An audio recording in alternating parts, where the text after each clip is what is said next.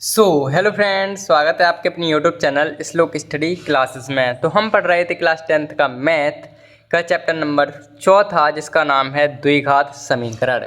और हमने इस चैप्टर की जो प्रश्नावली है वो अपनी पिछली क्लासेस में 4E यानी कि 4D तक की हमने प्रश्नावली सॉल्व कर चुके हैं। यानी कि हमने अपनी पिछली क्लासेस में 4A से लेकर 4D तक की प्रश्नावली को एकदम बेहतरीन तरीके से सॉल्व कर लिया है, एकदम पूरी तरीके से। और आज की क्लास में हम शुरू करेंगे प्रश्नावली 4E, चौथे चैप्टर की प्रश्नावली जो 4E है उसको आज की क्लास में शुरू करेंगे। और इस क्लास में जो हमारे क्वेश्चन होते हैं 4E में हैं, जो हमारे क्वेश्चन हैं वो थ्योरेटिकल हैं, यानी कि लिखित में उनको हम बदल के सॉल्व करेंगे। तो फिलहाल तो इस प्रश्नावली जो है वो बड़ी है, तो धीमे धीमे अपन इसको भी कंप्लीट कर लेंगे। तो फिलहाल तो अपन पहले प्रश्न से स्टार्ट करते हैं और शुरू करते हैं अपनी क्लास को बिना किसी देरी के। तो हमारा पहला प्रश्न है प्रश्नावली 4E का पहला प्रश्न है कि भाई प्रश्न 1, दो क्रमागत सम संख्याओं का गुणनफल 528 है, संख्याएं ज्ञात कीजिए। मतलब हमसे ये कहा है कि भाई दो संख्याएं वो भी सम हैं, दो क्रमागत सम संख्या, मतलब दो क्रमागत का मतलब होता है लगातार, जैसे कि 2 के बाद 4 सम है, 2 की अगली चेक कौन है 4, इस तरीके से क्रमागत सम संख्याओं का गुणनफल इतना है तो वे संख्याएं ज्ञात कीजिए। तो हम जो भी हमसे पूछा जाता है ना उसको हम मान लेते हैं। भाई माना कि हमारी संख्याएं क्या हैं, मान लेंगे कि भाई हमारी जो संख्याएं हैं वो x और y हैं, ठीक है, मान लेते हैं भाई x और y। लेकिन हम सम संख्याओं को कैसे मानते हैं वो समझिए। फिलहाल तो हम समझेंगे भाई सम संख्याओं को कैसे मानेंगे वो समझो, हल करेंगे। अब लिखेंगे भाई मानना ही तो है, पहले मानेंगे। माना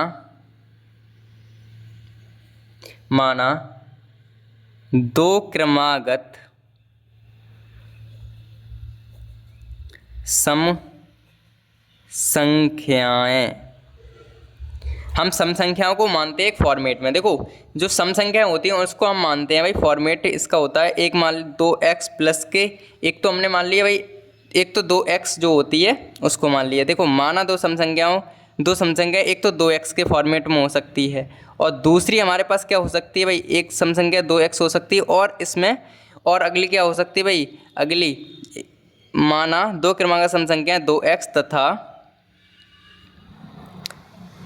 2x प्लस 2 है, ये चीज़ हमें माननी है। देखो सम संख्याओं को हम मानेंगे 2x और एक सम संख्या मान ली 2x, तो दूसरी क्या हो जाएगी 2x प्लस 2, ठीक है, दो ही तो जुड़ेंगे सम संख्या, दो ही का तो अंतर होता है अगली सम में। मतलब अगर जैसे कि यार समझाएं आपको, तो देखो मान के चलो ये हमारे पास कोई सम संख्या है 2 और अगली सम संख्या हमारे पास 4 है, तो 4 और 2 के बीच में अंतर कितना 2 का, तो उसी हिसाब से ये 2 आ गए। और 2x हमने इस हिसाब से लिए हैं, अगर x की जगह पे हम कुछ भी रखेंगे, मान के चलो एक ही रख रहे हैं x की जगह पे, तो हमेशा सम संख्या ही आएगी। जैसे कहा कि अगले हमने 2x की जगह पे 3 रख दिए, तब भी हमारे पास x की जगह पे 3 रखने पे भी हमें सम संख्या ही मिलेगी, एक 6।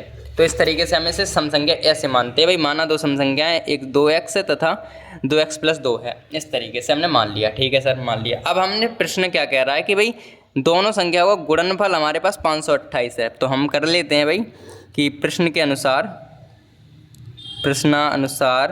कि भाई दो संख्याएं जो हैं, एक 2x और गुणा 2x प्लस 2, इनका जो गुणनफल है वो 528 है। मतलब इनका जो गुणनफल है इन दोनों का वो 528 है।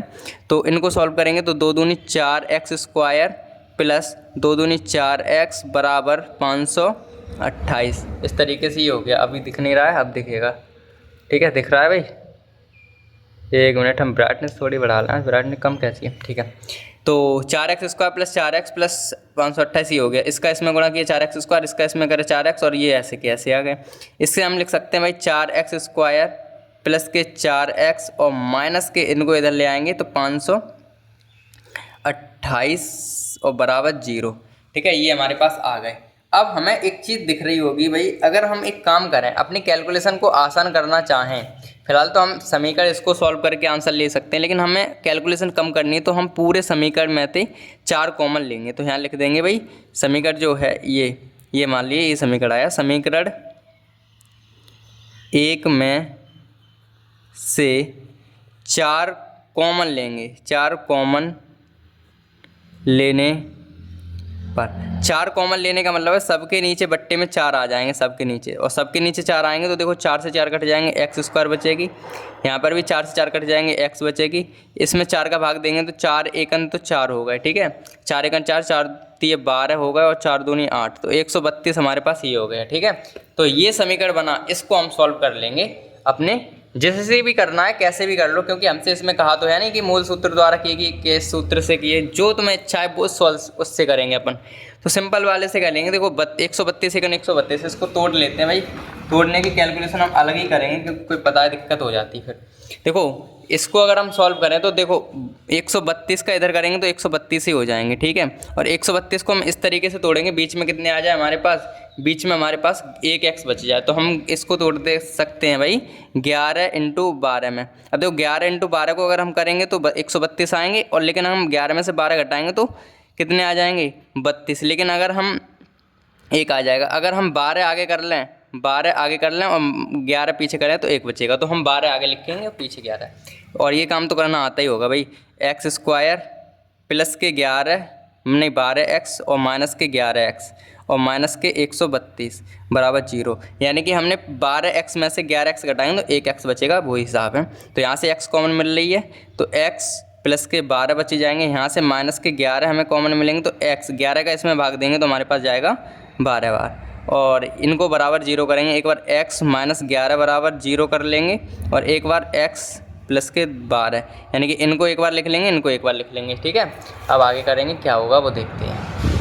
आगे हमारे पास क्या होगा, x माइनस 11 बराबर 0 या x प्लस के 12 बराबर 0, तो x बराबर आएगा माइनस यानी कि प्लस के 11 आ जाएगा, और एक x बराबर क्या आ जाएगा, या एक x बराबर आ जाएगा माइनस के 12, ठीक है, माइनस के 12। अब देखो सम संख्या है, एक हमारे पास 11 आई है और एक हमारे पास माइनस के, माइनस वाला आंसर हम मान्य नहीं होता है, ये कह देते हैं अमान्य है भाई, अमान्य है, माइनस वाला आंसर हम अमान्य मान लेते हैं, और प्लस वाला जो आंसर है उसको लेकर आगे चलेंगे। तो हमने 2 क्रमागत संख्या क्या मानी थी, अतः 2 क्रमागत सम संख्याएं। अब पहली क्रमागत सम संख्या हमारे पास, एक तो हमने 2x मानी तो यहाँ पे x का मान आया 11, तो 2 × 11 बराबर 22, तो पहली तो आ गई 22, और दूसरी हमने मानी थी 2x प्लस के 2, तो यहाँ पे 2 11 x 11 प्लस के 2 और 11 दूनी 22 प्लस 2 यानी कि 24, तो एक हमारे पास आई 22 और एक आई 24। तो इस तरीके से ये हमारे पास क्वेश्चन हो गया कंप्लीटली सॉल्व, ठीक है। तो कुछ नहीं करना है इसमें, हमें क्वेश्चन की भाषा को समझना है और साथ ही साथ उनको समीकरण के रूप में बदलना है, ठीक है। लेकिन इस क्वेश्चन से हमें समझने की बात ये थी, सीखने की बात ये थी कि अगर हम जब भी सम संख्याएं मानेंगे तो पहली 2x मानेंगे, क्रमागत की बात चले तो पहली 2x मानेंगे, दूसरी हमेशा ही 2x प्लस 2 मानेंगे, ठीक है। पहली 2x दूसरी 2x प्लस 2 क्रमागत की बात चले तो, ठीक है। अब उसके हिसाब से हमने प्रश्न के हिसाब से सॉल्व कर लिया, ये काम तो हम आपको करना आता ही है सब कुछ कैलकुलेशन, और ये हमारे पास लास्ट में आंसर आ ही गया है, ठीक है। तो इस तरीके से ये हमारा पहला प्रश्न बहुत ही नए अंदाज या बेहतरीन तरीके से हो गया सॉल्व। तो अब हम बढ़ेंगे अपने अगले प्रश्न पर। तो अगला प्रश्न हमारा क्या है भाई, 2 संख्याओं का योग 20 और उनका गुणनफल 10 है, उनके व्युत्क्रमों का योग ज्ञात कीजिए। मतलब हमारे पास 2 संख्या दी गई हैं कोई सी, और उनका जो योगफल है वो 20 है और संख्याओं का गुणनफल उनका 10 है, और व्युत्क्रमों का योग पूछा है। तो सबसे पहले तो हल लिखेंगे, और हल लिखने के बाद हम मान लेंगे भाई, संख्या ही पूछी तो मान लेते हैं कि माना कोई 2 संख्याएं, कोई 2 संख्याएं x तथा y हैं, ये हमने मान लिया। तब प्रश्न के अनुसार क्या होगा, तब प्रश्न के अनुसार देखो, तब प्रश्न के अनुसार अगर लिखना चाहें तब 2 संख्याओं का योग, यानी कि एक संख्या x है दूसरी संख्या y है, तो दोनों संख्याओं का योग यानी कि x प्लस के y, ये हमारे पास आ गया 20, और दूसरी चीज़ क्या है, उनका गुणनफल, यानी इन दोनों गुणनफल x और y, इनका मान है 10, ठीक है। इस तरीके से हमारे पास 2 समीकरण बन जाएंगे भाई, एक x प्लस y बराबर 20 और x minus x into y बराबर 10, ठीक है। अब प्रश्न में क्या कह रहा है, प्रश्न में हमसे क्या कह रहा है भाई, अब हमसे प्रश्न क्या है, इनके व्युत्क्रम का योगफल, तब संख्याओं, तब दोनों संख्याओं का व्युत्क्रमों का योग या योगफल। ठीक है, अब हम अगर तब दोनों संख्याओं का व्युत्क्रम निकालें तो एक संख्या x है, x का व्युत्क्रम क्या होगा, x का व्युत्क्रम क्या होगा भाई बताओ जल्दी से। एक संख्या हमारे पास पहली x है, x का व्युत्क्रम होगा 1/x, यानी कि व्युत्क्रम मतलब उल्टा, और प्लस योगफल का मतलब प्लस, और दूसरे का y का व्युत्क्रम क्या होगा 1/y बराबर कितना है, ये हमें ज्ञात करना है। ये हमें ज्ञात करना है भाई कि इनका योग जो है कि कितना होगा। तो इससे अगर हम सॉल्व करना चाहें तो इसे लिख सकते हैं, देखो x का y में करेंगे xy, इधर हो जाएगा y एकन y, और इधर हो जाएगा प्लस x। ठीक है, तो हम इसको लिख सकते हैं भाई, x आगे कर लेते हैं, x प्लस के y अपॉन में x y, इस तरीके से हम लिख सकते हैं। ठीक है, तो आपको दिख रहा होगा भाई कि हमारे पास x प्लस y का मान तो 20 है, बट्टे x और y का मान हमारे पास 10 है, तो 10 से ये कटेंगे तो x बराबर हमारे पास 2 आ जाएंगे। ठीक है, हमारे पास 2 आ जाएंगे। ठीक है, 2 आ जाएंगे। ठीक है, तो हम कह सकते हैं अतः हमारी जो संख्या है, अतः हमारी अभीष्ट संख्या है, अतः अभीष्ट संख्या जो है, अभीष्ट संख्या का मान क्या होगा 2 होगा। बस ये चीज़ आपको लिखनी है। ठीक है, तो इसी प्रकार से हमारा ये प्रश्न भी एकदम कंप्लीट हो गया। ये तो खैर आसान सा प्रश्न है, अच्छे से समझ में आ गया होगा, कोई दिक्कत वाली बात नहीं है इसमें। और अब हम बढ़ेंगे अपने अगले प्रश्न पर। तो अगला हमारा तीसरा प्रश्न है भाई, किसी संख्या का वर्ग उसके 4 गुने से 12 अधिक है तो संख्या ज्ञात कीजिए। तो सबसे पहले तो हल लिख लेंगे, और हल के बाद तो सीधा सीधा मानना है कि मान लेते हैं कोई संख्या x है, माना कोई संख्या x है, हमने ये चीज़ मान ली। ठीक है, अब ये चीज़ मानने में कोई दिक्कत तो है नहीं, ये चीज़ हमने मान ली कि कोई संख्या हमारे पास x है। ठीक है सर, मान ली। तब प्रश्न के अनुसार ये क्या कह रहे हैं, तब प्रश्न के अनुसार लिखें कि प्रश्नानुसार, प्रश्न में हमसे ये कह रहे हैं कि किसी संख्या का वर्ग, यानी कि x जो मानी इसका वर्ग, यानी कि x स्क्वायर, इस किसके बराबर है, किसी उसके इसी के 4 गुने के 12 अधिक है, यानी कि 4x से 12 अधिक है, इस तरीके से बनेगा। ठीक है, मतलब इसी संख्या का वर्ग जो है, वर्ग बराबर है किसके 4 गुने, इसी संख्या का वर्ग उसके 4 गुने से 12 अधिक, 4 गुने मतलब 4x प्लस 12 से अधिक है। बस इस तरीके के हम कह सकते हैं, इसी संख्या का वर्ग बराबर किसके 4 गुने से 12 अधिक है। तो इस तरीके से हमारा समीकरण बन गया। इसको हम सॉल्व कर लेते हैं। देखो x स्क्वायर, ये माइनस के 4x आ जाएंगे और माइनस के 12 आ जाएंगे, बराबर 0 बन जाएगा। अब सिंपल से हमारे पास एक समीकरण बना है, द्विघात समीकरण, इसको हम सॉल्व कर लेंगे, फैक्टर काट लेंगे इसके। तो 12 एकम तो 12 होते हैं, और 12 को हम ऐसे 2 भागों में तोड़ेंगे जो बीच में आ जाएँ 4x।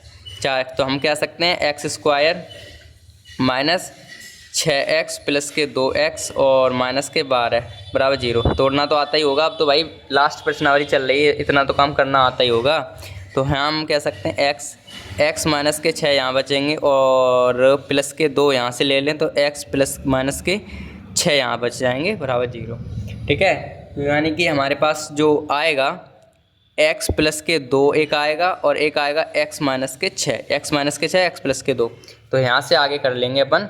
तो x बराबर क्या आ जाएगा ये बताओ, x प्लस के 2 बराबर 0 या x माइनस 6 बराबर 0। तो x बराबर तो आएगा माइनस के 2, और एक आएगा या x बराबर आएगा प्लस के 6।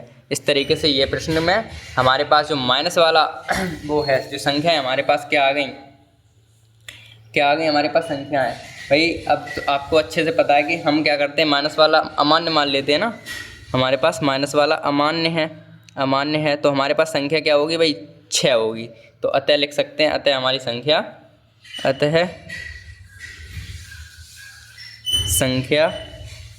6 होगी। अतः हमारी संख्या क्या होगी 6 होगी। बस इतना हमारे लिखना था, और आंसर माइनस वाला हमारा अमान्य हो जाता है। ठीक है, क्योंकि भाई वर्ग हमेशा प्लस में ही आएगा, ये तो बात पता ही है ना आपको, और संख्या भी प्लस की है। तो इस तरीके से हमारे पास ये कौन सा प्रश्न था, ये प्रश्न इस तरीके से हो गया, माइनस वाला अमान्य मान के हमने ये कौन सा तीसरा प्रश्न भी कंप्लीट कर लिया है। और अब हम बढ़ेंगे अपने अगले प्रश्न पर। तो चौथा प्रश्न हमारे पास है, प्रश्न x प्लस एक्स 1 में x बराबर 10/3 को हल कीजिए। सिंपल सा काम करना है, हल ही करना है, ये नहीं कहा है कौन सी विधि से करो। तो हल लिख लेते हैं और एक बार सवाल दोबारा से उतार लेते हैं। x प्लस 1 में x बराबर 10/3, यहाँ बट्टे में 1 मान लेते हैं। तो x एकन तो x हो गया, x स्क्वायर हो गया और प्लस के 1 एकन 1 हो गया, बराबर 10/3 हो गया। x एकन x का x में रहा x स्क्वायर, 1 का एकन 1 हो गया। इस तरीके से हमने कर लिया इतना काम। अब क्या करेंगे वो देखिए, इनका इधर गुणा कर देते हैं, इनका इधर कर देते हैं। तो ये हो जाएगा 3x स्क्वायर प्लस के 3 बराबर 10x।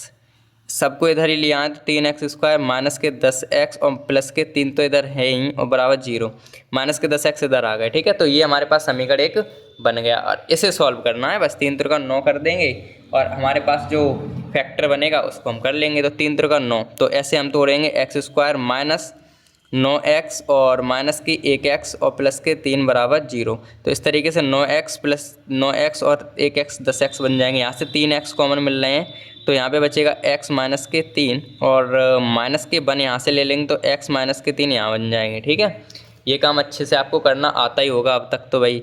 3x माइनस 1 और यहाँ पे x माइनस के 3, तो 3x माइनस 1 बराबर 0 और या एक आ जाएगा x माइनस 3 बराबर 0। इस तरीके से तो क्या हो जाएगा भाई, यहाँ से हो जाएगा 3x बराबर प्लस के 1 और x बराबर 1/3। 1 तो आ गया प्लस में 3 और या x बराबर आ जाएगा 3। ठीक है, x बराबर 3। ठीक है, तो हमारे पास आंसर क्या आ गया 1/3 और 3। तो हम लिख सकते हैं अतः इसके हल। इतना ही छोड़ दो, कोई दिक्कत नहीं है, या लिखना चाहो तो लिख दो कि भाई x बराबर हमारे पास आए 1/3 और कॉमा 3। इस तरीके से हमारे पास आंसर आ गया है। ठीक है, तो ये प्रश्न थोड़ा सा आसान से प्रश्न है, तो ये प्रश्न में कोई ज़्यादा टाइम वेस्ट करने की ज़रूरत है नहीं, आराम से हो जाएंगे ये प्रश्न तो, क्योंकि इस टाइप के बहुत सारे प्रश्न अपन कर भी चुके हैं, तो कोई दिक्कत वाली बात नहीं होगी। फिलहाल आप बढ़ते हैं हम अपने अगले प्रश्न पर। तो हमारा अगला प्रश्न क्या है भाई, 5वां प्रश्न है कि एक समकोण त्रिभुज की ऊंचाई उसके आधार से 7 सेंटीमीटर कम है। यदि कर्ण जो है वो 13 सेंटीमीटर का है तो अन्य भुजाएं ज्ञात कीजिए। मतलब ये है, पहले तो एक काम करते हैं, चित्र बाद में बनाएंगे, पहले एक चीज़ मान लेते हैं। क्या मानना तो पड़ेगा भाई, मानना, हल लिखना भूलेगा, चलो लिख लेना। माना भाई त्रिभुज का जो आधार है उसे x मान लेते हैं। माना त्रिभुज का आधार x है। अब समकोण त्रिभुज की बात चल रही तो आधार तो उसमें हो ही गई, आधार हमने x मान लिया। ठीक है, अब उसमें क्या कह रहे हैं, जो उसकी ऊंचाई, त्रिभुज की ऊंचाई उसके आधार से 7 सेंटीमीटर कम है, यानी कि ऊंचाई 7 सेंटीमीटर। अगर आधार x है तब त्रिभुज की ऊंचाई कितनी हो जाएगी बताओ भाई। तब त्रिभुज की ऊंचाई कितनी हो जाएगी, जब कितने कह रहे हैं उसके आधार, त्रिभुज की ऊंचाई जो है उसके आधार से 7 सेंटीमीटर कम है, यानी कि जो x है आधार, तो ये हो जाएगी x माइनस के 7 होगी। यही तो होगी भाई, 7 कम है तो। ठीक है सर, और दे रखा है हमें, और कर्ण क्या, और क्या दे रखा है भाई, कर्ण कितना है, तथा या तब लिखने थी यहाँ तब, चलो कोई नहीं, तथा त्रिभुज का कर्ण बराबर 13 सेंटीमीटर है। 13 सेंटीमीटर है तो हमसे अन्य भुजाएं, यानी कि ये 2 भुजाएं पूछी हैं, आधार और ऊंचाई हमसे पूछी है। बस सिंपल सी बात ये है। अब एक चित्र के हिसाब से अगर समझाएं आपको, तो मान के चलो ये हमारे पास रफ है और ये हमारे पास त्रिभुज है इस तरीके से। ठीक है, और इसका फॉर्मूला हमने पढ़ा है, कर्ण स्क्वायर बराबर क्या होता है, लंब स्क्वायर प्लस आधार स्क्वायर, ये हमने पढ़ा है ना। ठीक है, ये होता है। तो देखो जो ऊंचाई दे रखी है वो x माइनस के 7 दे रखी है और 13 हमें कर्ण दे रखा है और आधार हमने x मान लिया, तो इसी फॉर्मूले में रख देंगे इसको मान को। ठीक है, इस फॉर्मूले में तो रख देते हैं भाई। तब अगर फॉर्मूले से लिखें तो यहाँ लिख देंगे भाई, क्या लिख देंगे कि पाइथागोरस प्रमेय से, पाइथागोरस प्रमेय से, प्रमेय से करें तो क्या है, पाइथागोरस प्रमेय का फॉर्मूला क्या है ये बताओ, क्या है अभी तो बताइए भाई सर। कर्ण स्क्वायर बराबर लंब स्क्वायर प्लस आधार स्क्वायर, यही तो है फॉर्मूला भाई। तो इसमें मान रख दो जो दिया है तुम्हें। देखो कर्ण हमें दे रखा है 13 का स्क्वायर करना है हमें, बराबर लंब, लंब मतलब ऊंचाई। देखो ना, लंब हम किसको कहते हैं, इससे समझे थे।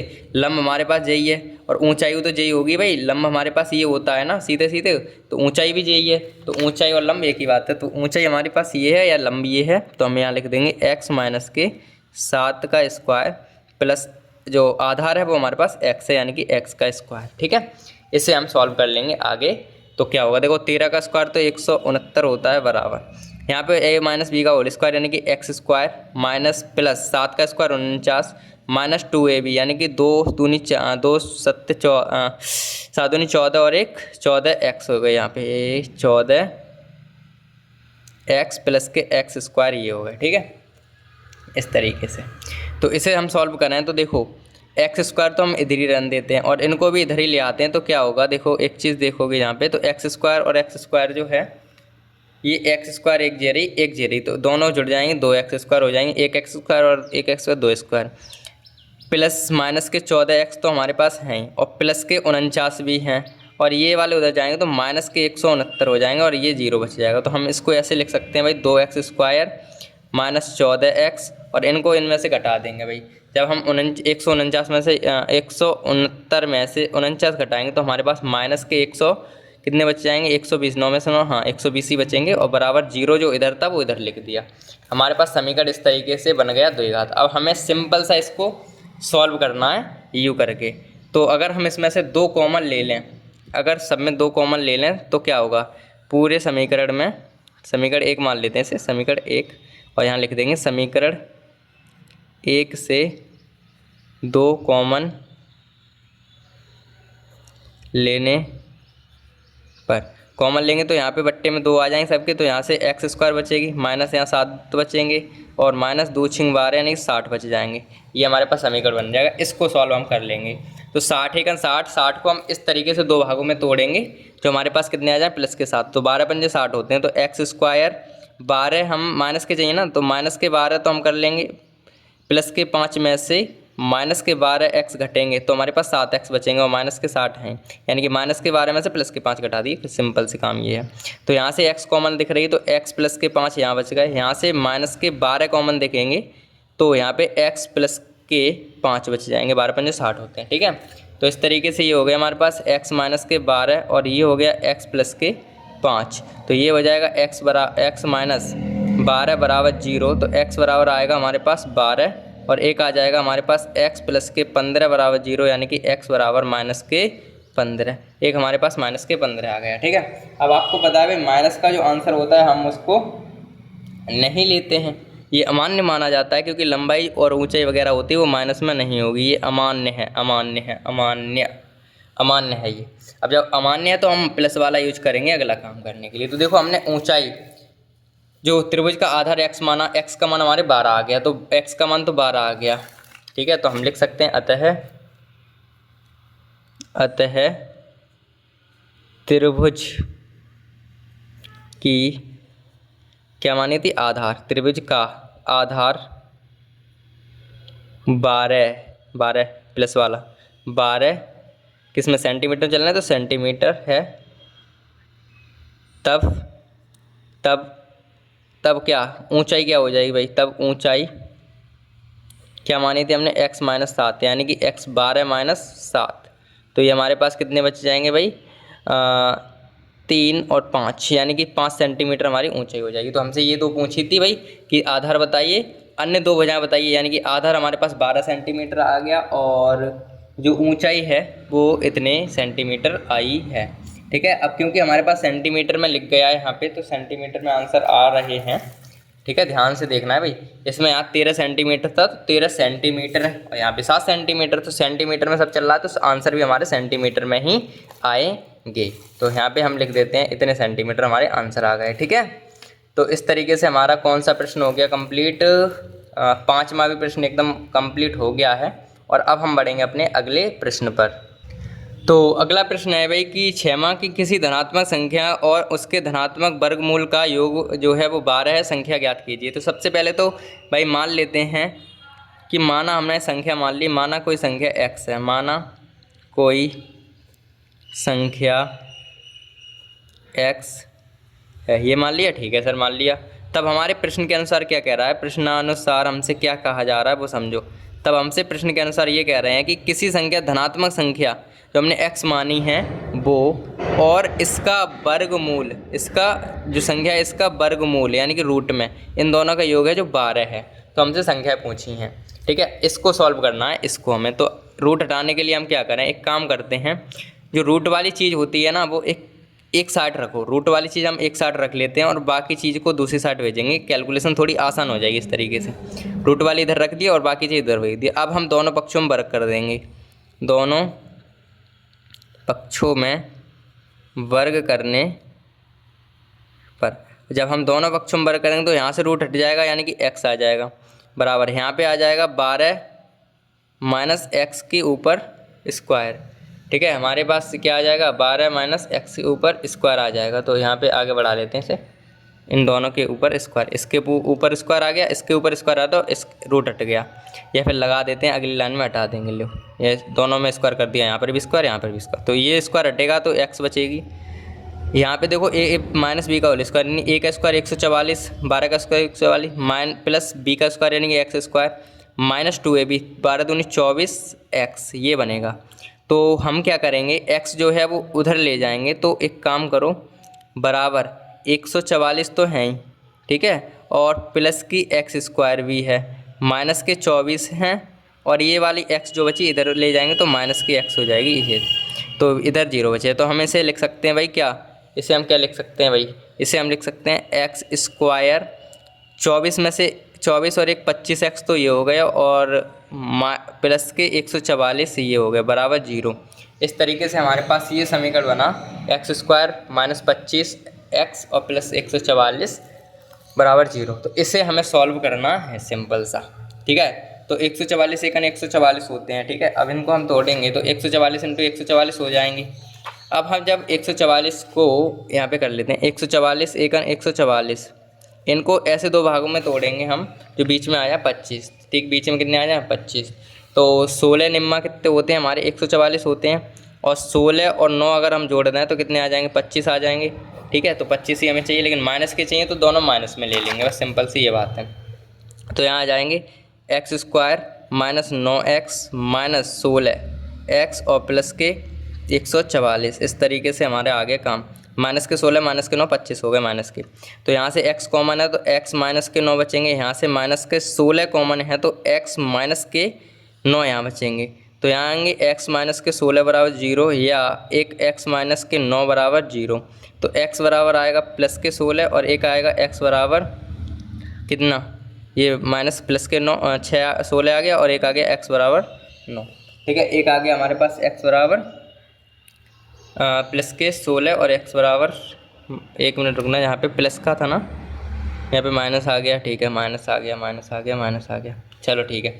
अब हम क्या करेंगे आगे समझो भाई, जो 16 हैं वो किसी का वर्ग तो है, लेकिन हमें क्या करना है, इन दोनों में कुछ काम करना है। देखो दो आंसर तो हो नहीं सकते हैं, या तो 16 होगा या तो 9 होगा, लेकिन हमें इसका भी प्रूफ करना पड़ेगा, वो करेंगे रफ पे। फिलहाल समझाने के लिए यही काम अपने मन ही मन में करना है, ये काम कॉपी पे नहीं लिखना है, कोई दिक्कत नहीं। देखो एक हमारे पास आंसर आया है 16, एक हमारे पास आया है 16 और एक आया है x बराबर 9। इनमें से एक आंसर है, कौन सा है वो हमें पता करना है, वही हमें लेना है अपने।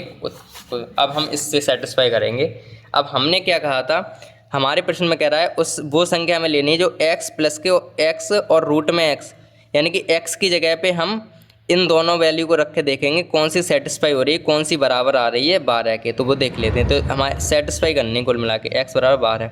तो देखो अगर हम 16 रख रहे हैं x की जगह, तो 16 प्लस के रूट में 16 बराबर 12 आने चाहिए। तो 16 प्लस के रूट से बाद 4 बराबर 12, तो आ नहीं रहे हैं, तो 16 तो आंसर नहीं हो सकता। अब 9 रख के देख लेते हैं, 9 रख के देखेंगे तो x बराबर x की जगह पे 9, तो x 9 आ गया, रूट में 9 आ गए और बराबर आ गए 12।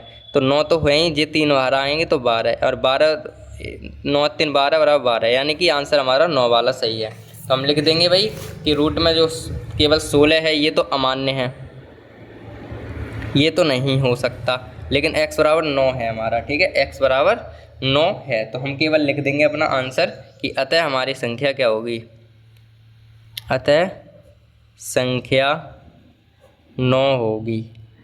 क्यों होगी आपको हम समझा चुके हैं, ठीक है। तो अतः संख्या हमारी 9 होगी। तो इस तरीके से हमारा ये भी प्रश्न हो गया कम्प्लीटली सॉल्व।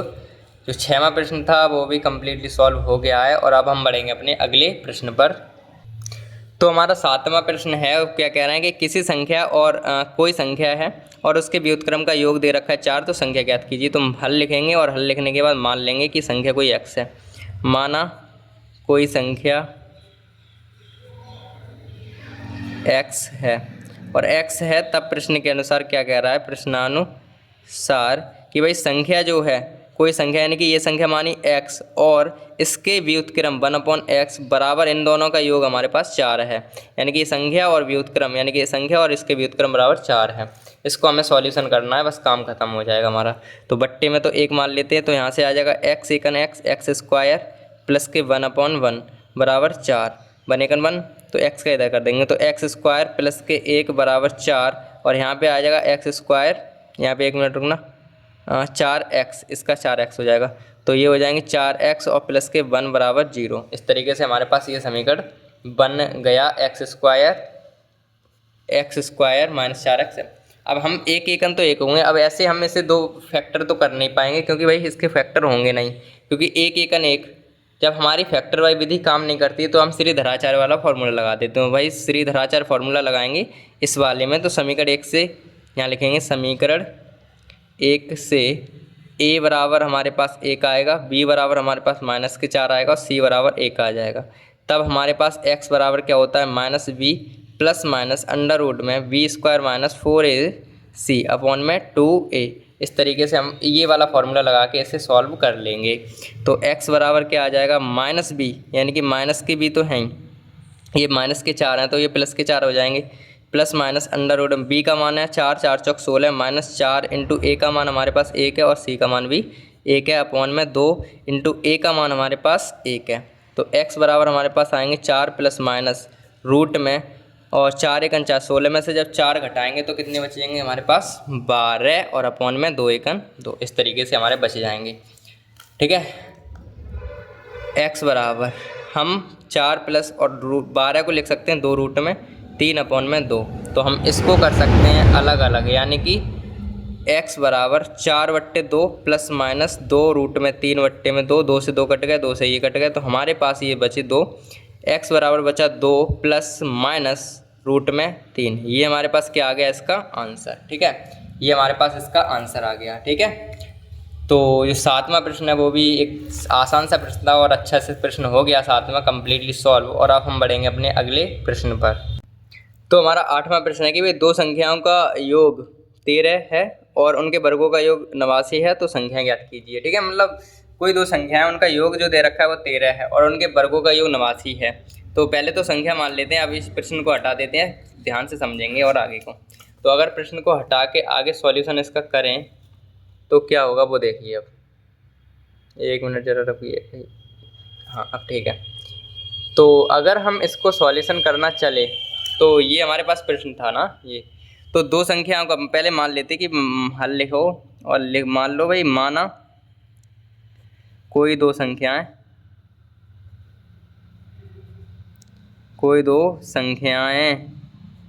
x तथा y हैं, तब प्रश्न के अनुसार क्या होगा, इन संख्याओं का जो वर्ग हैं 2 संख्याओं का योग, यानी कि ये संख्या जो माने उसका योग x प्लस के y, ये हमारे पास 13 है, ये हमारे पास 13 है और उनका वर्ग यानी कि x square plus y square, इनका योग जो दिया है वो 89 दिया है, 89। ये समीकरण 1 मान लेते हैं और ये समीकरण 2 मान लेते हैं और प्रश्न का काम खत्म। प्रश्न से हमें इतनी इन्फॉर्मेशन चाहिए, इतने से ही हमारा काम हो जाएगा। तो एक काम करो, समीकरण 1 से शुरू करो, समीकरण 1 से। और समीकरण 1 हमारे पास क्या है, ध्यान से समझो भाई। समीकरण 1 हमारे पास क्या है, समीकरण 1 हमारे पास क्या है भाई, समीकरण 1 मिनट थोड़ी ब्राइटनेस बढ़ा लें। हाँ, अब ठीक है। समीकरण 1 हमारे पास है वो क्या है, x प्लस के y बराबर 13 है। तो यहाँ से अगर x बराबर निकालें तो 13 माइनस y, और ये समीकरण बन गया तीसरा। और समीकरण जो x का मान है वो हम समीकरण 2 में रख देंगे, रखने पर। तो अगर हम 2 में रखेंगे तो देखो x की जगह पे रखेंगे 13 माइनस y, तो x की जगह पे यानी कि 13 माइनस 22 इसका स्क्वायर x की जगह पे आ गए प्लस 22 स्क्वायर आ गया बराबर 89 आ गए। इस तरीके से ये हमारे पास हो गया काम। अगर आगे सॉल्व करें तो ये बन गया a माइनस बी का होल स्क्वायर, ये बन गया तो ये हो जाएगा 13 का स्क्वायर 169 प्लस 22 स्क्वायर माइनस 26, 13 दूनी 26 वाई और प्लस के 22 स्क्वायर बराबर 89। यहाँ पे हो जाएंगे 13 यानी कि 22 स्क्वायर माइनस के यानी कि 1 बाई और 1 बाई 2 बाई तो यहीं हो गए और 26 बाई इधर हैं ही, ये प्लस के 169 इधर चले गए और माइनस के 189 ये इधर से इधर आ गए तो 0 हो गया। 2 बाई स्क्वायर माइनस 26 बाई और यहाँ पे आ जाएंगे प्लस से यहाँ पे बचेंगे भाई 80 बराबर 0। इस तरीके से हमारे बच जाएंगे। ठीक है, तो यहाँ पे क्या होगा, 2 कॉमन लेंगे, समीकरण ये चौथा मान लेते हैं। तो समीकरण 4 में से 2 कॉमन लेने पर अगर हम 2 कॉमन लेंगे तो 2 यहाँ पे तो 22 स्क्वायर बचेगा, यहाँ पे 13 बाई बचेगा और यहाँ पे बचेंगे 40 बराबर 0। 2 का भाग कर देते हैं, मतलब सिंपल सी बात ये है, 2 का कॉमन लेने का मतलब ये है। तो ये हो गए 40 एकन 40 और 8 पंजे 40 और 8 5 13 भी होते हैं, तो इस तरीके से टूट जाएगा। 22 स्क्वायर माइनस 5 बाई और माइनस के 8 बाई, ठीक है, और प्लस के 40, इस तरीके से टूट गया। 8 5 13 होते हैं, ठीक है, और 8 5 40 भी होते हैं। तो यहाँ से बाई कॉमन मिलेगी यानी कि बाई माइनस के 5 यहाँ बचेगा, माइनस के 8 कॉमन यहाँ पे मिलेंगे और बाई माइनस के 5 यहाँ पे मिल जाएगा। ठीक है, तो यहाँ से आएगा भाई बाई माइनस के 8 और यहाँ आ जाएगा बाई प्लस माइनस के 5, तो बाई बराबर 8 बचेगा, यहाँ पे बाई बराबर 5 बच जाएगा। ठीक है, तो इस तरीके से हमारे पास 2 आए। एक बाई बराबर कितना आ गया, एक बाई बराबर हमारे पास आ गया 5 और एक बाई बराबर आ गया 8। तो इस तरीके से हम लिख सकते हैं बाई बराबर हमारे आंसर 5,8 होंगे। ठीक है, तो इस तरीके से ये प्रश्न भी कम्प्लीटली सॉल्व हो गया है अपना। और एक बार प्रश्न दोबारा से दिखा देते हैं, ये प्रश्न था और ये अपना नोट डाउन कर लेना भाई। ठीक है, ये हमारे पास प्रश्न था, ये हमारे पास प्रश्न कम्प्लीटली सॉल्व हो गया है। ठीक है, तो अब हम बढ़ेंगे अपने अगले प्रश्न पर। तो 9वां प्रश्न हमारे पास है कि भाई क्या है, देखिए ध्यान से, कि किसी संख्या और उसके व्युत्क्रम का योग दे रखा है 2 सही 1/20। ये हमारे पास संख्या है और उनके व्युत्क्रम, एक संख्या है कोई और उसके व्युत्क्रम और संख्या ज्ञात कीजिए। तो मान लेते हैं, माना कोई संख्या x है, जब भी किसी संख्या और उसके ही बारे में चल रही, देखो कोई संख्या ली और उसके ही व्युत्क्रम, तो एक ही संख्या मान लेते x, इससे हमारा काम हो जाएगा। तो संख्या x है, तब प्रश्नानुसार और प्रश्नानुसार क्या हो जाएगा भाई, प्रश्नानुसार कोई संख्या यानी कि जो संख्या है उनका वो एक संख्या लो, पहले तो वो संख्या ले ली x मान ली और इसका व्युत्क्रम हो जाएगा 1/x। ये हमारे पास इनका योग दे रखा है 2 सही 1/20 इस तरीके से। तो यहाँ पे सॉल्व करेंगे अगर, तो 1 मान लेते हैं, तो ये हो गया x सेकंड, तो x स्क्वायर और प्लस के 1 बराबर ये हो जाएंगे 20 दूनी 40 और 41/20। ठीक है, इसको इधर करेंगे, इसको इधर गुणा कर देंगे, तो ये हमारे पास क्या आ जाएंगे 20x स्क्वायर प्लस के 20 और बराबर के 41x। तो यहाँ से इधर आ जाएगा ये 20x स्क्वायर और 41 जो हैं वो इधर आ जाएंगे, माइनस के 41x और प्लस के 20 हमारे पास बराबर 0। ये हमारे पास बनेगा सिस्टम। ठीक है, अब इनको अगर हम करना चाहें आगे सॉल्व तो क्या होगा भाई, कि 20 का 20 में करेंगे, तो 20 का 20 में कर दिया तो हमारे पास हो गए कितने 400।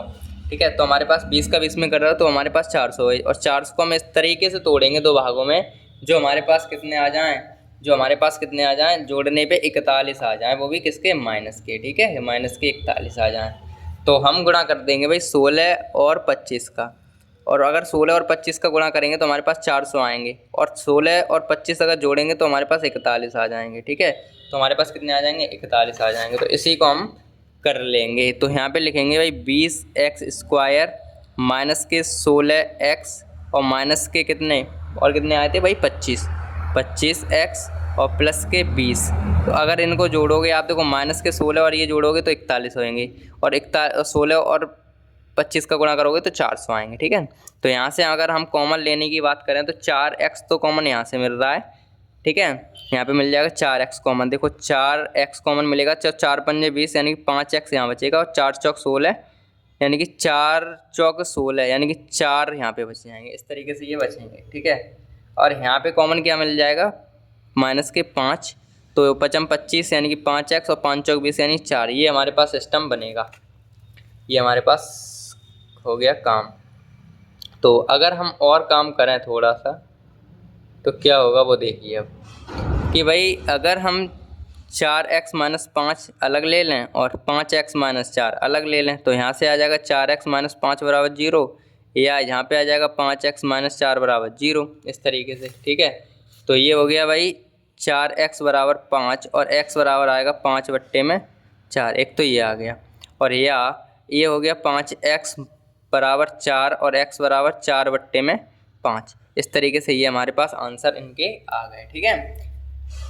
ठीक है भाई, ध्यान से समझिए। और ये प्रश्न तो आपको अच्छे से समझ में आ ही जाते हैं, क्योंकि ये प्रश्न अपन पूरी प्रश्नावली, मतलब जो अब इस चैप्टर की लास्ट प्रश्नावली है, और इसमें भी ये सवाल नहीं होंगे तो फिर दिक्कत वाली बात है भाई, फिर तो कोई ऐसे मान के चलो मन से पढ़ाई नहीं की है आपने, ठीक है। तो फिलहाल तो ये काम हो गया अपने पास कंप्लीट। समझना आपको केवल समीकरण बनाना समझना है, बस समीकरण बनाना समझ गए तो फिर सॉल्यूशन तो आपको नीचे वाला आता ही है। तो इस तरीके से हमारा ये 9वां प्रश्न भी कंप्लीट होता है। और अब हम बढ़ेंगे अपने अगले प्रश्न पर।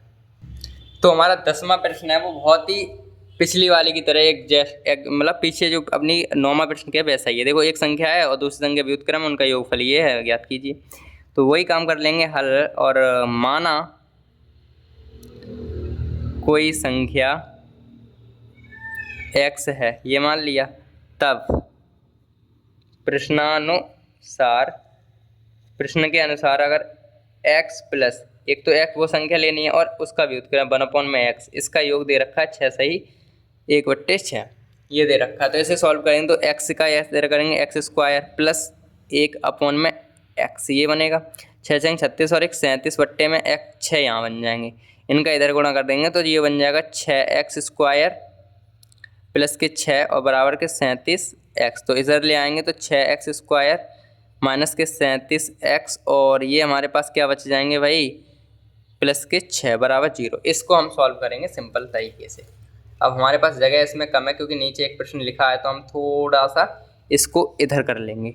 तो ये हमारे पास आएगा 6x² माइनस 37x और प्लस के 6 बराबर 0, ठीक है। इसको हमें गुणनखंड करके सॉल्व कर लेना है, ठीक है। तो इसको हम तोड़ेंगे, जो 37 6 का 6 में करें 6 चरंग 36 होते हैं, और 36 में से एक घटाएंगे तो एक और जोड़ देंगे तो 37 होंगे। तो यहाँ लिख सकते हैं 6x² माइनस 36x और माइनस के x प्लस के 6 बराबर 0। यहाँ से 6x कॉमन मिलेगा तो यहाँ पे बचेंगे x माइनस के 6, और यहाँ से अगर हम एक कॉमन ले लें तो x माइनस के 6 यहाँ पे बच जाएंगे। तो यहाँ से आ जाएगा 6x माइनस 1 और एक आ जाएगा x माइनस 6। इधर करेंगे तो यहाँ पे आ जाएगा 6x माइनस 1 बराबर 0 या x माइनस 6 बराबर 0। तो x बराबर आएगा 1/6 एक, और एक आ जाएगा x बराबर 6, ठीक है। एक x बराबर 6 आ जाएगा, तो लिख दो सही से यहाँ पे x बराबर 6, ठीक है। तो हमारे पास जो इसके आंसर है वो आ गया, एक तो आ गया भाई कितना, एक तो केवल 6 आ गया, x बराबर क्या आ गया, एक तो भाई 6 आ गया और एक आ गया 6 1/6। तो इस तरीके से ये प्रश्न भी हमारा कम्प्लीटली सॉल्व हो गया है। और अब हम बढ़ेंगे अपने 11वें प्रश्न पर। ये प्रश्न थोड़ा आसान प्रश्न है, तो कोई ज़्यादा टाइम वेस्ट मत करो, इन पर आराम से हो जाएंगे। और अब हम 11वें प्रश्न पर चलते हैं। तो 11वां प्रश्न देखिए ध्यान से क्या है। 11वें प्रश्न में क्या कह रहे हैं हमसे कि भाई निम्नलिखित कथन को समीकरण बना के बस छोड़ना है, हल नहीं करना है। कुल मिला के 2 क्रमागत धन पूर्णांकों वर्गों का योगफल ये है। तो मान लो हल माना कि दो क्रमागत धन पूर्णांक हैं जो, तो एक मान लेते हैं, एक दो पूछें तो दो क्रमागत संख्याएं मान लेते हैं। क्या है, एक तो x मान ली तथा दूसरी मान ली x+1, ये मान ली संख्या है। दो क्रमागत जो धन पूर्णांक हमने माने, एक x मान ली और तथा दूसरी क्या मान ली, x+1 मान ली। धन पूर्णांक की बात है तो हम इस तरीके से मान सकते हैं, एक x दूसरी x+1, कोई दिक्कत वाली बात है नहीं, क्योंकि कोई भी हम सॉल्व करेंगे इसमें एक रखेंगे तो धन पूर्णांक देगा, इसमें कुछ रखेंगे तो भी धन पूर्णांक देगा। तो अब क्या कह रहे हैं कि इन दोनों के जो वर्ग हैं उनका योगफल ये। तो वर्ग मतलब प्रश्नानुसार जो x² और और इनका वर्ग x+1, इनका वर्ग जो है वो है 221। तो एक्स स्क्वायर तो है ही, यहाँ a+b का बनेगा x² + 1 का स्क्वायर 1 और प्लस 2x बराबर 221। इस तरीके से हमारे बन जाएंगे। 2x हो जाएंगे, 1x और 1x 2x² ये हो गया, प्लस के 1 2x और ये 21 इधर जाएंगे तो माइनस के आएंगे और प्लस के घट जाएगा तो माइनस के 220 ये बन जाएगा। तो इस तरीके से ये हमारे पास समीकरण बन गया। ये हमसे पूछा था बस, ठीक है, ये हमें करना था, ठीक है। इस तरीके से ये प्रश्न हमारे पास सॉल्यूशन आ गया इसका भी, ठीक है, ठीक है भाई, ठीक है। तो इस तरीके से हमारे पास कौन सा 11वां प्रश्न भी कंप्लीट हो गया है और अब हम बढ़ेंगे अपने 12वें प्रश्न पर। तो हमारे पास 12वां प्रश्न है, वो ध्यान से समझना है, थोड़ा बड़ा प्रश्न है, ध्यान से समझना, ठीक है।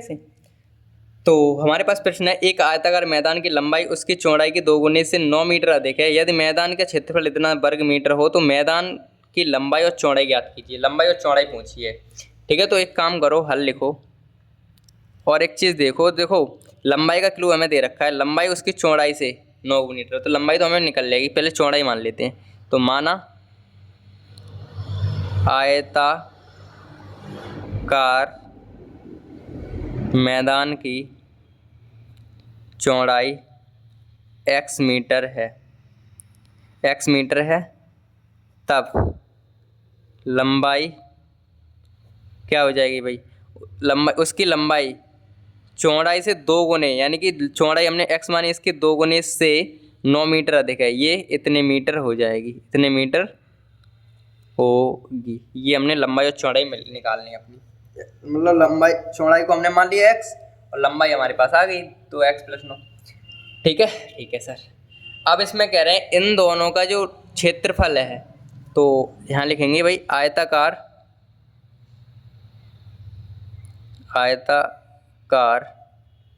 मैदान का क्षेत्रफल जो है वो है 810। आयताकार लंबाई, आयत का जो क्षेत्रफल होता है वो क्या होता है, लंबाई इंटू चौड़ाई होता है सर। तो लंबाई हमारे पास कितनी है, ये है 2x + के 9, चौड़ाई हमारे पास कितनी है x है, और इनका आंसर आ रहा है 810। तो ये हो जाएंगे 2x² + के 9x और बराबर 810। तो ये आ जाएंगे 2x² + के 9x और माइनस के 8, ये आ जाएंगे इस तरीके से, ठीक है। तो हमारे पास जो सिस्टम बना वो इस तरीके का ये बन गया, दिख रहा होगा।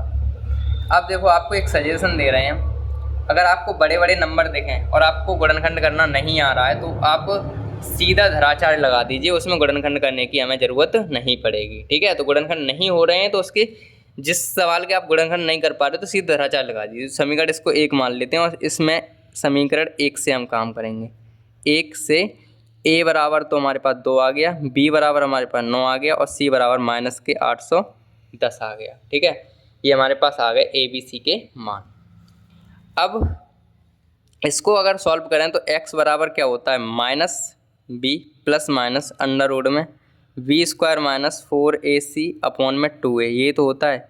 इसमें मान रखने सिंपल सा काम हो जाएगा। अब इसे पेज को हम आगे बढ़ा ही लेते हैं, ठीक है। ये इतना इतना इतना इतना इतना ज़रूरी है, ठीक है। तो x बराबर माइनस के b का मतलब 9 ± अंडर रूट में v का मतलब v का स्क्वायर 9 है, 9 का स्क्वायर 81 -4 इंटू a का मान 2 है इंटू c का मान माइनस के 810 हैं, अपॉन में कितने हैं 2a, यानी कि 2a का मतलब 2 2 दूनी 4 ये हो गए। x बराबर माइनस के 9 ± अंडर रूट में 81 माइनस और ये माइनस माइनस प्लस हो गया, 4 दूनी 8 8 हो गया। 8 का इधर करेंगे, 8 का 0 में करेंगे, 8 का 0 में 0, 8 × 8 8 दूनी 16, एक इतना हो गया ये, और बट्टे में 4, ठीक है। ये हमारे पास इनको जोड़ लेंगे तो x बराबर हमारे पास क्या आ जाएगा, माइनस के 9 ± अंडर रूट में इनको जोड़ेंगे तो एक तो ये आ गया 8 और 8 16, एक हासिल, ये 6 और 1 7, कितने हो जाएंगे भाई, ये पे कितने हैं, 1 मिनट रुकना जरा, हाँ 8 6480, यहाँ गलती हो गई, देखो 4 दूनी 8 8 का 0, 8 1 8 8 हो गए, 8 4 8 8 64, यहाँ 6480 आएंगे, ठीक है। इनको जोड़ोगे तो क्या हो जाएगा भाई, 8 8 और 16, एक हासिल, यानी कि हो जाएंगे ये हमारे पास 6561, ठीक है, और अपॉन में इनको हो जाएंगे 4, इनको जोड़ लिया। मतलब यहाँ पे गलती हो गई थोड़ी, 8 हो गए ना, 8 8 64 होते हैं, हमने गलती कर दी वहाँ पे, 2 का गुणा कर दिया इस तरीके से। ठीक है, तो इस तरीके से आपको गलती नहीं करनी, थोड़ी सी ध्यान देना है भाई। तो ये 6480 हैं, इनको इनका कर दिया। तो x बराबर -9 प्लस माइनस ये कितने का वर्ग होता है, ये हमारे पास 81 का वर्ग होता है अपॉन में 4। तो ये हमारे पास आ गए, हाँ ठीक है।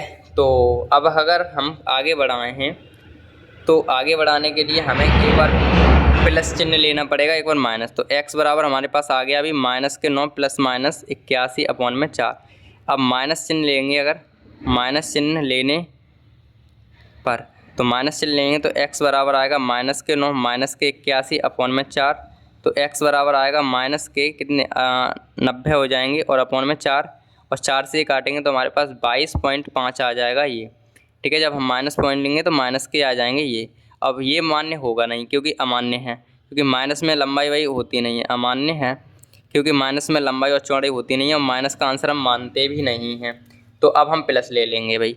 अब प्लस चिन्ह लेंगे तो क्या आएगा, प्लस चिन्ह लेने पर, प्लस चिन्ह अगर हम लेंगे तो क्या आएगा, x बराबर -9 तो हैं ही, प्लस के 81 अपॉन में 4। तो x बराबर हमारे पास कितने बच जाएंगे यहाँ पे 72 और 4, तो इनसे ये कटेंगे हमारे पास 18, 18 चौक 72 होते हैं ना। तो ये हमारे पास प्लस में आया, तो हम x बराबर इतना लेंगे 18। तो हमने x क्या माना था, अपनी चौड़ाई मानी थी ना x, यहाँ देखो आयताकार x मानी थी चौड़ाई। तो यहाँ से लिखना है आपको, ये लिख लेना, यहाँ पे तो हो गया काम। अगले पेज पर अगर हम करना चाहें तो एक चीज़ और कर लो, वो ध्यान से समझनी है, थोड़ा और रह गया बस का, ज़्यादा नहीं रहा है, तो इस पर कर लेते हैं। देखो इधर जगह है थोड़ी सी, इधर कर लेते हैं, ये इधर इधर इधर। तो हमारे पास ये काम हो गया, हमारी चौड़ाई आ गई इतनी। तो अतः हम लिखेंगे यहाँ पे, अतः आयताकार क्या है, आयताकार मैदान है की चौड़ाई x बराबर 18 मीटर है, तब लंबाई क्या हो जाएगी, लंबाई हमारी क्या है 2x प्लस के 9 है ना। लंबाई हमारे पास क्या है भाई, यहाँ देखो लंबाई 2x प्लस के 9 है, तो x का मान रख देंगे यहाँ पे, तो x का मान 18 है। तो 2 × 18 प्लस के 9, 18 दूनी 36, ठीक है, 18 दूनी हमारे पास 36 हो गए, और प्लस के 9, तो 9 और 6 45 मीटर हमारे पास क्या हो गई इसकी लंबाई। ठीक है, तो आयताकार मैदान की चौड़ाई 18 मीटर और चौड़ाई 18 मीटर है, और लंबाई कितनी है 45 मीटर है। ठीक है, तो इस तरीके से ये प्रश्न भी हमारा बेहतरीन तरीके से हो गया कंप्लीट। 12वां प्रश्न भी अच्छे तरीके से हमारा कंप्लीट हो गया है, और अब हम बढ़ेंगे अपने अगले प्रश्न पर। तो हमारा 13वां प्रश्न है, वो ध्यान से देखिए क्या है भाई। 13वां प्रश्न कह रहा है कि उन दो क्रमागत धन विषम पूर्णांकों को ज्ञात कीजिए। यहाँ पूर्णांकों है भाई, पूर्णांकों को ज्ञात कीजिए जिनके वर्गों का योग इतना है। तो भाई देखो, दो विषम धन पूर्णांक लेने अब की बात, ठीक है, दो विषम धन। तो देखो भाई हल लिखेंगे पहले, और विषम धन को हम मानते हैं 2x, अगर हमने एक 2x + 1 मानेंगे पहले को, क्रमागत की बात चले तो 2x + 1 पहले को, और 2x + 3 अगली विषम 3 है ना, तो उसको मानेंगे दूसरी। तो ऐसे मान लेते हैं, माना 2 क्रमागत धन विषम पूर्णांक 2x + के 1, एक तो ये मान लिया, तथा 2x + के अगली एक के बाद क्या आ गई 3 है, ये हमने मान लिया भाई। ठीक है, मानने में क्या जा रहा है, मान लिया भाई। 2x + 1 है, एक 2x + 3 है। देखो धन और विषम को ऐसे ही मानते हैं, देखो धन को 2x मान सकते हो केवल, और अब वो सम की बात करें, विषम की बात करें 2x + 1 मानोगे, और 2x + 3, और सम की बात करें तो 2x और 2x + 2 ऐसे मान सकते हो। ठीक है, तो फिलहाल आप प्रश्न में क्या कह रहे हैं, तब प्रश्न के अनुसार क्या होगा भाई, कि भाई इन दोनों संख्याओं का वर्ग कह रहे हैं भाई, कि दोनों संख्याओं का जो वर्ग, इन दोनों के वर्गों का योग ये दे रखा है। तो वर्ग यानी कि इसका भी वर्ग करेंगे, 2x + 1 का वर्ग करेंगे, और प्लस 2x + 3 का वर्ग करेंगे, और इनका योग आ रहा है 290, ये आ रहा है। तो इसे हम सॉल्व करेंगे आगे यूँ करके। तो कर लेना सॉल्व, कर लो सर सॉल्व। तो इसका स्क्वायर करेंगे तो 4 एक्स स्क्वायर प्लस 1 का स्क्वायर 1 ही होगा, 4 दूनी 2 दूनी 4x प्लस इसको भी करेंगे 4x स्क्वायर प्लस के 3 दूनी 9 और 3 दूनी 6 दूनी 12, 3 दूनी 6 6 दूनी 12 x बराबर 290। ये हमारे पास a प्लस बी के होल स्क्वायर से खुल गए दोनों। देखो 4x और 4x हो गए हमारे पास 8x स्क्वायर और प्लस 4x ये रहे 4x है ना, ये 4x और 4x और 12x हो गए हमारे पास 16x और प्लस 1 और 9 10 हो गए और बराबर हमारे पास 290 हैं। तो ये हमारे पास आए 8x स्क्वायर प्लस के 16x और ये इधर आएंगे तो माइनस के हो जाएंगे और ये 10 घट जाएंगे प्लस के, तो 280 हमारे पास ये बच जाएंगे। ठीक है, 280 हमारे पास यहाँ बच जाएंगे। अब इसमें कॉमन दिख रहा होगा, कुछ कॉमन ले लो भाई। 8 कॉमन दिख रहे हैं हमें, तो ये समीकरण 1 मान लेते हैं और समीकरण 1 से 8 कॉमन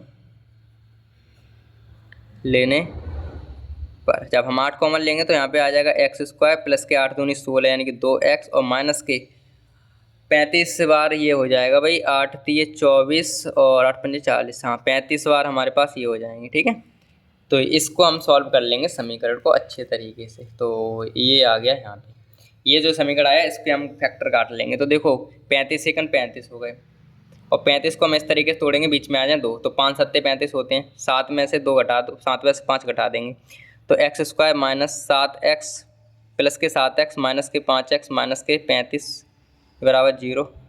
तो ये हमारे पास x कॉमन है तो x प्लस के 7, यहाँ माइनस के 5 कॉमन है तो x प्लस के 7 यहाँ पे भी बचे, तो x माइनस के 5 एक आ जाएगा x प्लस के 7 और यहाँ पे x माइनस के 5 बराबर 0 या x प्लस के 7 बराबर 0। तो x बराबर आ जाएगा 5 और एक x बराबर आ जाएगा माइनस के 7, एक x बराबर आ जाएगा 7 और एक x बराबर आ जाएगा माइनस के 5 और माइनस वाला होता है अमान्य, ये हमारे अमान्य हो गया तो हम ये वाला लेंगे। तो हमारे पास 2 क्रमागत धन संख्या अतः 2 क्रमागत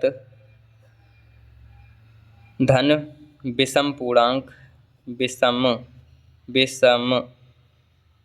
पूर्णांक।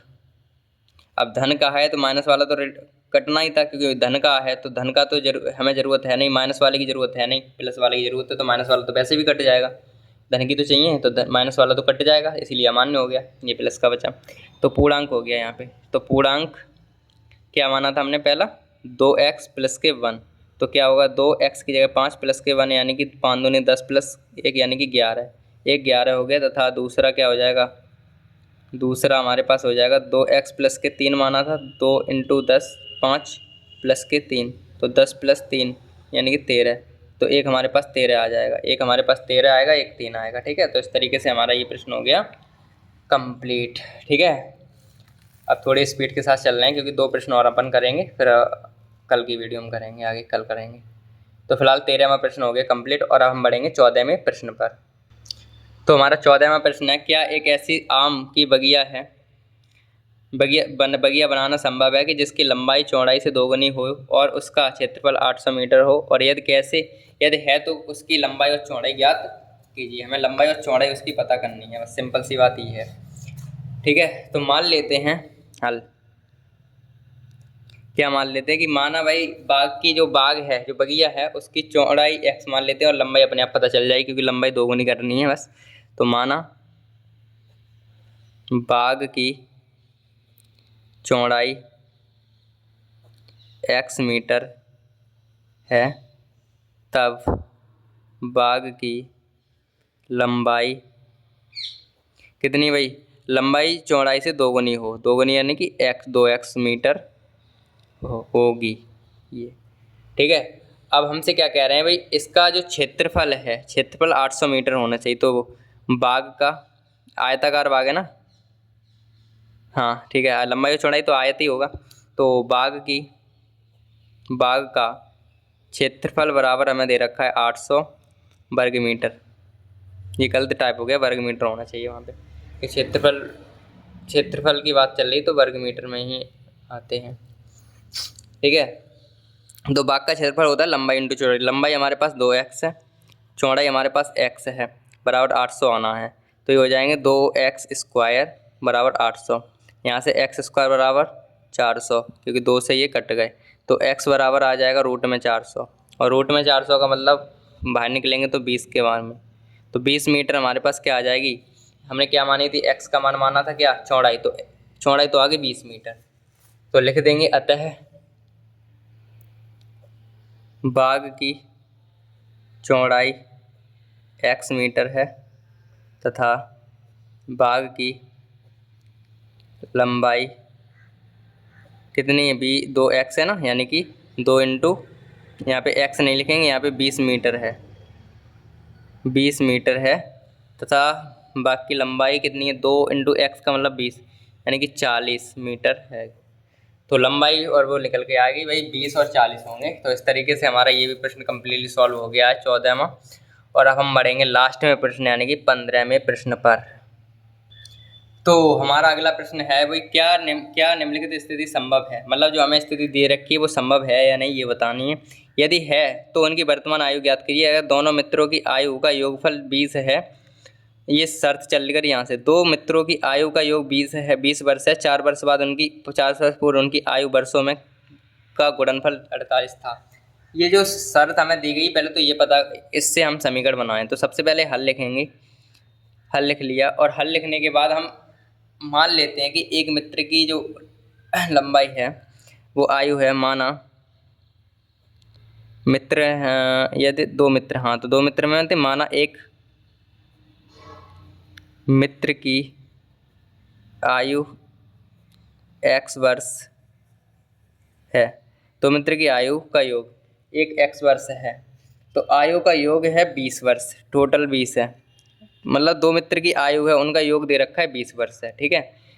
तो अगर हम एक मित्र की आयु x मान लें, दूसरे की अगर y मान लें, तो x प्लस वाई बराबर 20 हो जाएगा। यहाँ से x बराबर अगर y बराबर निकालना चाहें तब भी हमारे पास आ जाएगा, और हम डायरेक्ट भी कर सकते हैं, तो वैसे ही कर लेते हैं। एक मित्र की आयु x वर्ष है तथा दूसरे मित्र की आयु y वर्ष है, ऐसे कर लेते हैं, ऐसे ज़्यादा अच्छे समझ में आएगा। तो भाई देखो, एक मित्र जो है, उन दोनों की जो मित्रों की आयु है वो कितनी है, 20 वर्ष है इन दोनों, मतलब अभी x मान ली y मान ली, इन दोनों का जो योग है वो 20 है, इतना है, ठीक है। ठीक है भाई, ठीक है सर। अब अगर हम यहाँ से केवल x के मान की लेकर चलें, तो यहाँ से अगर हम केवल x के पदों में लेकर चलें तो x बराबर आ जाएगा क्या, x बराबर क्या आ जाएगा भाई, x बराबर हमारे पास क्या आ जाएगा, y बराबर मान लेते हैं, y बराबर हमारे पास क्या आ जाएगा, 20 माइनस x, यही तो आ जाएगा भाई। यानी कि दूसरे मित्र की आयु हमारे पास आ गई 20 माइनस x, ठीक है। तो माना एक मित्र की आयु x है, तो दूसरे मित्र की आयु 20 माइनस x होगी, ये चीज़ हम समझाना चाह रहे थे। माना एक मित्र की आयु x है, तब दूसरे मित्र की आयु होगी 20 माइनस x, क्योंकि y माना था ना, y बराबर आ गया 20 माइनस x, तो 20 माइनस x, ठीक है। अब हम आगे सॉल्व करेंगे, तब हमसे प्रश्न के अनुसार एक चीज़ कही है, प्रश्नानुसार हमसे एक बात और कही है, क्या कही है वो समझो, कि 4 वर्ष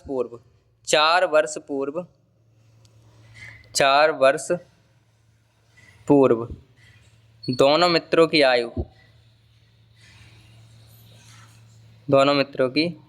आयु क्या होगी भाई, 4 वर्ष पूर्व, मतलब एक मित्र की x है तो 4 वर्ष पूर्व तो x माइनस 4 होगी, ठीक है। तथा क्या हो जाएगी अगले की 20 माइनस x तो है ही, इसमें से 4 और घटाने हैं, तो ये सिस्टम बनेगा 20 माइनस, यहाँ पे 16 बच जाएंगे, तो यहाँ पे 16 माइनस x, ये हमारे पास आ गई दूसरे मित्र की, इतनी वर्ष होगी हमारे पास, ठीक है। तो 20 में 4 गई ये, ठीक है। तो इस तरीके से ये चीज़ दोबारा समझो भाई, 4 वर्ष पूर्व मतलब 4 वर्ष पहले, 4 वर्ष मतलब अभी वर्तमान में से घटाएंगे ना, तो x में से 4 घटा दिए तो हमारे पास 4 वर्ष पूर्व बन गई। ऐसे ही 20x में से 4 घटा देंगे, 20 माइनस x में से 4 घटाएंगे तो 16 माइनस x बस ये बच जाएंगे। अब हमसे ये कह रहे हैं कि इन दोनों वर्षों का जो गुणनफल है, वो 48 है, ये हमसे कह रहे हैं। तो क्या कह रहे हैं भाई, जो एक वर्ष है ये आई x माइनस 4, और ये आई हमारे पास 16x माइनस x, मतलब 16 माइनस x, इनका जो गुणनफल है वो 48 है, इस तरीके से हमसे कहा गया है। इसे सॉल्व करना है, तो देखो 16 एकन 16 16x माइनस x स्क्वायर, और ये हो जाएगा माइनस 64, 16 चौक 64 और माइनस माइनस प्लस 4x और ये हो जाएगा 48। ये हो जाएंगे हमारे पास, देखो माइनस के एक्स स्क्वायर तो हैं ही, ये इधर पहुंचाएंगे अगर हम, ये इधर पहुँच या फिर 16 और 4 20 तो होगा ये 20x, और माइनस के 64 इधर ही ले आते हैं इनको भी, तो माइनस के 64 माइनस के 48 तो हैं बराबर 0 बच जाएगा। ठीक है, तो यहाँ से हमारे पास क्या आएगा वो समझो भाई, माइनस के एक्स स्क्वायर और प्लस के 20x और ये हो जाएंगे माइनस के 100, एक मिनट को, ये माइनस के है ना, ये इधर क्या है 48 और ये हमारे पास 4 माइनस प्लस 4x, ये माइनस के थे ना, तो ये हमारे पास क्या आ रहे हैं भाई 64 जो हैं वो माइनस के हैं, माइनस के 64 हैं और माइनस के 48, तो माइनस के 112 हो रहे हैं। ठीक है, माइनस के 112 हो रहे हैं। सही है सही है सही है सही है। अब हम एक काम करें, ये माइनस हटाएंगे तो एक्स स्क्वायर अंदर के चिन्ह सब बदल जाएंगे, 20x और ये प्लस के 112 बराबर 0 इस तरीके से। अब हमसे क्या कहा था, ये समीकरण हमें मिल गया लास्ट में। अब हमसे कहा है कि भाई निम्नलिखित स्थिति संभव है या नहीं है। संभव है या नहीं है पता करने के लिए हमें ये पता करनी पड़ेगी जो इसका आंसर आएगा वो वास्तविक आएगा या फिर काल्पनिक आएगा। तो यानी कि मूलों की हमें स्थिति पता करनी। तो सबसे पहले समीकरण 1 जो है वहाँ से समीकरण 1 से ए बी सी के मान निकालो। ए का मान हमारे पास 1 आ गया, बी का मान माइनस के 20 आ गया और सी का मान हमारे पास 112 हो गया। तो यहाँ से अगर हम डी का मान निकालना चाहें तो डी बराबर क्या आएगा भाई, डी बराबर आ जाएगा बी स्क्वायर माइनस 4ac। तो डी बराबर बी का मान हमारे पास है माइनस के 20, तो माइनस का 20 का स्क्वायर करेंगे तो 400 हो गया, माइनस 4 इंटू और ये हमारे पास आ गया 1 इंटू सी का मान हमारे पास 112 है। तो डी बराबर आ गया 400 और माइनस 4 दूनी 8, 4 एकन 4, 4 एकन 4, तो डी बराबर आ गया माइनस के 48। अब देखो माइनस के 48 आया है तो इस वास्तविक तो होंगे नहीं, काल्पनिक होंगे हमारे मूल। मूल कैसे होंगे, काल्पनिक, और काल्पनिक होंगे तो हमारे पास जो स्थिति है वो संभव नहीं होगी, क्योंकि मूल ही वास्तविक नहीं आएंगे तो काल्पनिक होगी। तो हम इसे लिख सकते हैं, आप लिख लीजिए भाई ध्यान से, देखो पेज में जगह है नहीं तो आप लिख लेना कि भाई इसीलिए लिखिए कि भाई दिए हमारे समीकरण के जो विविक्त कर है वो माइनस में आया है, इसीलिए मूल काल्पनिक होंगे। मूल काल्पनिक होंगे अर्थात हम कह सकते हैं कि जो वर्तमान आयु ज्ञात करने की जो स्थिति दी है वो संभव नहीं है। इस तरीके से आप लिख लेना, लिख ही देते हैं, आपको पता है नहीं लिख पाओगे तो लिख ही देते हैं। यहाँ पे देखो हमें पता चल रहा है कि हमारे जो मूल हैं, चूँकि डी का मान ऋणात्मक है, इसीलिए मूल काल्पनिक होंगे, ऐसे काल्पनिक होंगे। ठीक है, इतनी चीज़ लिख लेंगे, अर्थात या फिर अतः वर्तमान आयु ज्ञात करना संभव नहीं है। बस इतनी चीज़ आपको लिखनी थी, बस सिंपल। ठीक है भाई, ठीक है। तो अब एनर्जी वही रही नहीं शरीर में, तो एक काम करो, इतने ही प्रश्न आज की क्लास में अपन कर लेते हैं और आगे के जो प्रश्न बचे वो करेंगे अपने अगली क्लास में। ठीक है, तो ये प्रश्न आप अच्छे से करते चलिए भाई, अच्छे से समझते चलिए और हमारे पास कम्प्लीटली सॉल्व होते चल रहे हैं। धीमे धीमे हम अपना सिलेबस अच्छे से कर लेंगे टाइम से पहले ही, और IMP क्वेश्चन की सीरीज हम तैयार कर रहे हैं और वो भी आप अच्छे से जल्दी देखिए। ठीक है, तो फिलहाल उसकी जानकारी बाद में दे देंगे। तो फिलहाल आज की क्लास में तो बस इतना ही, मिलते हैं अगली क्लास में अगले प्रश्नों के साथ। तब तक के लिए बाय।